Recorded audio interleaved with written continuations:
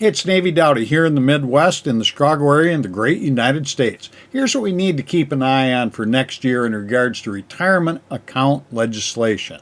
This includes your company retirement plan and IRAs. The two bills that are pending are the Build Back Better Act and the SCURE number 2. There are a lot of news stories and comments on social media that worry people out there here in the real world. Here are some ideas.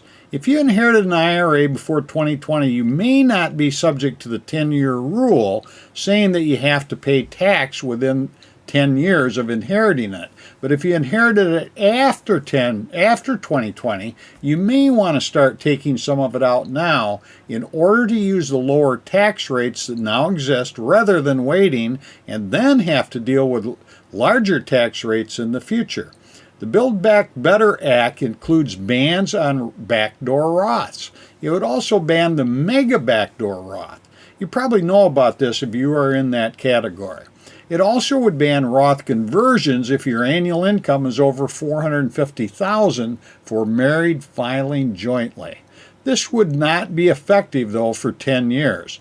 This may not be too much of a worry since Congress really wants the money that comes in from Roth conversions. The SCURE 2 bill might be the most likely to be enacted next year. It would enable Roth, SEPs, and simple IRA Roths. It would also increase the RMD, the required minimum distribution age, to 75 from the current 72. It would index the $1,000 catch-up provision for inflation. It would also make a large reduction from 50 to 25% for the penalty for not taking your RMD on time. Still pretty high, though.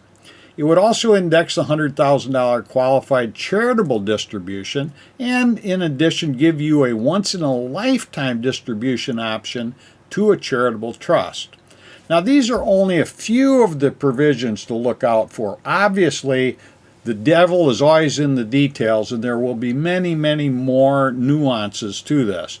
The point is to get with your tax planner sooner rather than later if you want to save taxes now.